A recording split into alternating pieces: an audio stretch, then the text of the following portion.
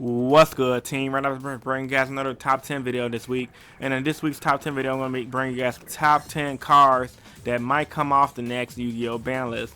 Now, as a disclaimer for this video, because a few people got confused in my last video, this is my top 10 cards I personally think might come off the ban list. Keyword might. Not cards that got a good chance to come off the ban list, but these are cards I looked at when I saw the ban list, have a great chance, in my personal opinion, that might come off the ban list, because last week I did my video saying these are the 10 cards that might go on the ban list, and a few people kind of gave me some flack for it due to the fact that they said, well, obviously this card won't get banned because it's not relevant, and obviously this card just looks like filler. And I'm just like, okay, that's understandable and that's your opinion, but that doesn't mean to me that card shouldn't be banned. Whatever the card is relevant or not, that does not mean the card is healthy. So once again, in this video, these are top 10 cards that might come off the ban list. So without further ado, let's begin. Starting off with number 10, Chaos Emperor Dragon. Now the reason I got Chaos Emperor Dragon at number 10 is because I want to start the list off with a bang, and what's the better way to start it off with Chaos Emperor Dragon, the original bang card. Original effect text saying, cannot be normal summon, reverse be special summon from your hand by banishing one light and one dark monster from your graveyard.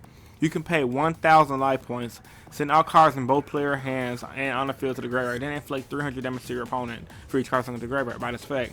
And that card is broken because you used to be able to combo it with Sangan, grab Yatagarasu, and then attack your opponent directly with Yatagarasu and lock your opponent out of the game. Now, honestly speaking, if it came back with the original Rata, I would love to see how it'll go about. It'll be an okay card. I don't think it'll be game ending because we have cards like Solemn Strike, Solemn Warning, and then back in the day they had priority. So Emperor Dragon was a beast. Right now, Yu-Gi-Oh! Is a different game, but it was errata in Japan. Current new text is, cannot be normal summon / set, must be special summon from your hand by banishing one light, one dark monster from your graveyard, and cannot be special summoned by other ways. During this turn, you activate this card effect. You cannot activate other cards. So that you cannot activate other cards basically means you can't combo it with Sangans and cards effects that activate when they hit the graveyard. Then you do the same thing, pay 1,000, send all cards on the field and both of your hands to the graveyard, and then inflict 300 to your opponent for each opponent's card effect. So honestly, this new errata is fine, and I don't know why Konami hasn't just given it back to us with this errata. It was errata in OCG. They have Chaos Emperor Dragon. People ran it here and there, but it wasn't an end-all be-all, and right now it's not even ran in deck. So Emperor Dragon had been on this list at number 10 because honestly, even with the old effect, it's not that great, and with the errata effect, it's damn sure not that great. Number 9, Heavy Storm. Now the reason why I think Heavy Storm should be on this list at number 9 is because it hits both players. It can be a bad top deck at times, and honestly, I feel like Heavy Storm should have been back with the power that the game is at right now. We have cards like Solemn Strike, we have the Paleozoic deck running pretty good, and a lot of players lose flat out to back row heavy decks like Mass Heroes. You have the Satellite Rogue decks, and honestly speaking, we have Raigeki, which ain't doing shit. OCG got Harpy's Feather Duster, which if I remember correctly, looking at the OCG deck list, some players side the Feather Duster. They don't even main the Feather Duster, so I believe Heavy Storm can come back. It's way more safer than Feather Duster because it hits both players. And mid-to-late game, it can be a bad top deck, so that's my reason for Heavy Storm. Number 8, Witch of the Black Forest. Now, Witch of the Black Forest is a level 4, 1100, 1200 defense monster. When this card is sent from the field to graveyard, add one monster with 1500 or less defense from your deck to your hand. Now, for you guys that do not remember, if I remember correctly, this card was mainly banned because they used to tutor out monarchs back in the day. You used to be able to tribute off your witch, tutor a Zabor, tutor a Caius, and honestly, back in the day, like 2008, 2009, that was very powerful. You know, tutoring out your boss monsters could be very crucial. Nowadays, that effect is too fucking slow, way too slow. This card was banned a long ass time ago. Right now, would not make an impact. Some people are saying it's busted in Exodia, but come on, it's fucking Exodia. Like, someone's gonna seriously allow an opponent to beat them with Exodia by setting the Witch of the Black Forest. The best version of Exodia was Jarrell Winston's version that he took the world, and back in 2013 or 2012, it was 2013, I believe. And that version was based on drawing all the cards and not searching. So yeah, its effects is too slow. It's banned a long time ago. The card is dated in my personal opinion, so the card coming back at 3, it would not make an impact in my personal opinion. Now, going off with number 8, number 7 had to be Sangan. Same concept as number 6. Effects way too slow. It was used back in the early days of the XYZs when tour guide used to be able to bring it out. You used to go tour guide, Sangan, into Levier. You ditch the Sangan with the Levier. You get your Sangan effect, then get your Levier's effect. Sangan was a very powerful card in windups, but even after a while, some windup decks didn't even want to run it. So at this current point in Yu-Gi-Oh, I personally feel like, just like Witches, effect is too slow. Sangan would not make an impact.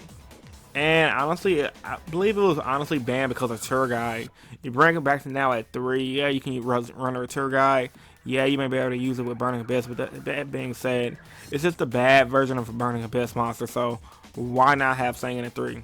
Yeah, it could be abusing Exodia, but just like this bitch right here, the card ain't doing shit. So yeah, Sangan at number 7.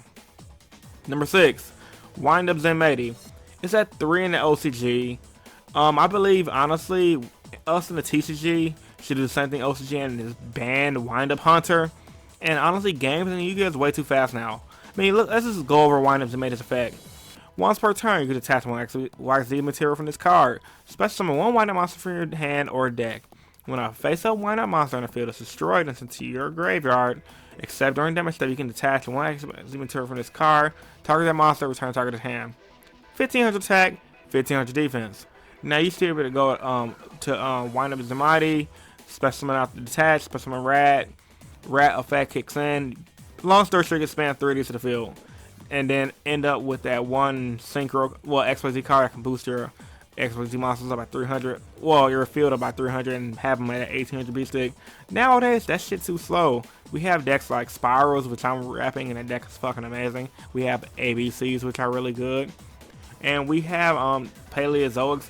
And honestly, windups just ain't cutting it. We're about to get Zodiac Beast, and at 3 in his OCG, and with windups and Zenmaity being at 3, card ain't doing shit. The game's way too fast now. Its effect is dated. If you guys are worried, if Konami's been worried about the wind up loop, just ban Hunter and get it done. Hunter was the main problem. It never was Zenmaity, so yeah. One is Zenmaity is number 6 because it's a card that really shouldn't be on a ban list in my personal opinion. Number 5, Tribe Infecting Virus. Destruction only hurts rogue decks, and honestly, that's what I truly believe at this moment. Right now, rogue decks are the decks of yesterday, which dies to Raigekis, the Dark Holes. Great example of this was Heroes, Totally Awesome.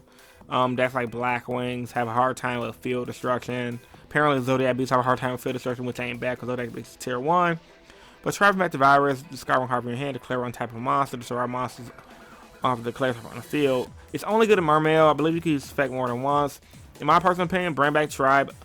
Errata's effect of being once per turn is fine. It's not that great of a card when you have decks like Magic Specters and a lot of cards that get effects when they're destroyed and sent to the graveyard, like Spirals, who just keep recycling their effects back. So yeah, I believe Tribe can come back at 1. It's a decent card. It's only going to make a tier 2 deck a tiny bit better.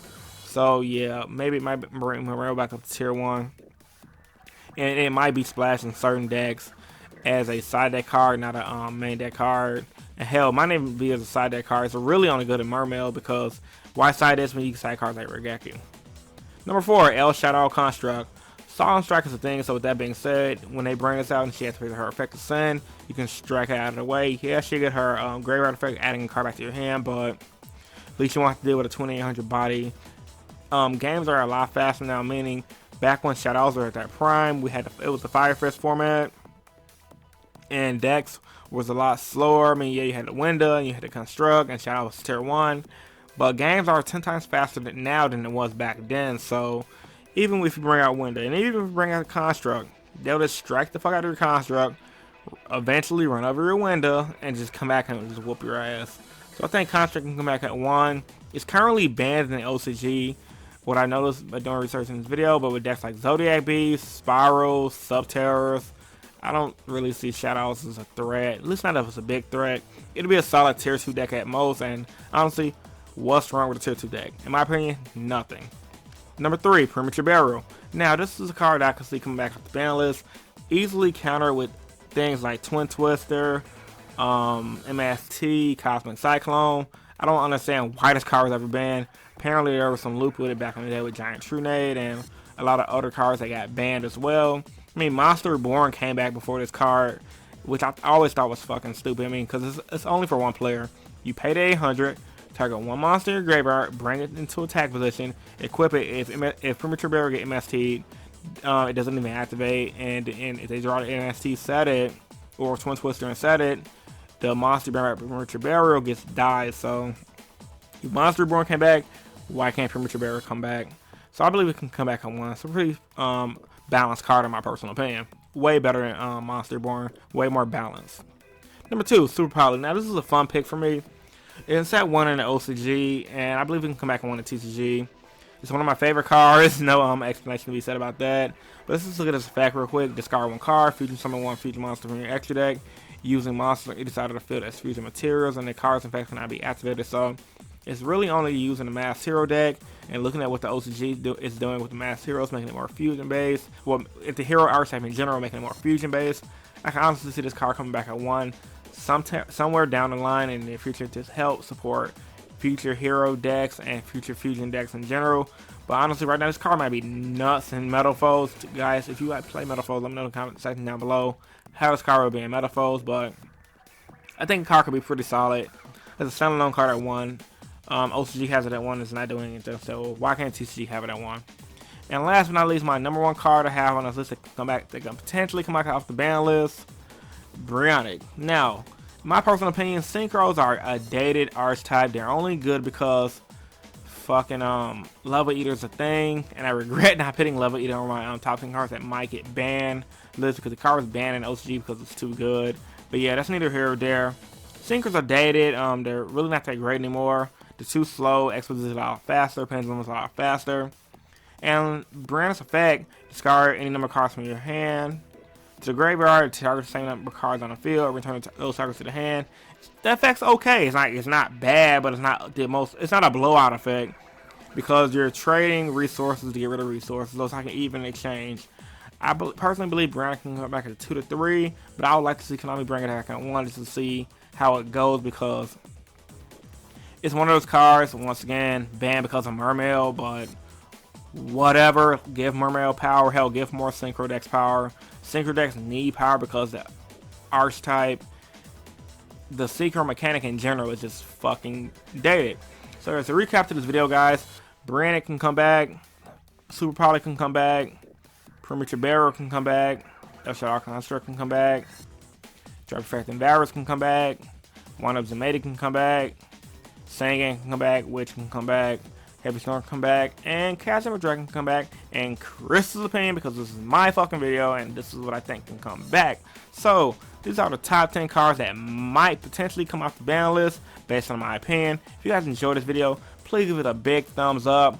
YouTube algorithm's fucking crazy, so let's try to get this video to 100 likes. 100 likes would be great. And if you're a new viewer to the channel, I would love for you to subscribe for more competitive Yu-Gi-Oh content. I upload 3 times a week. On Mondays I do my general discussions, on Wednesdays I do my top 10s, and on Fridays I do my explain series where I explain decks and archetypes in detail.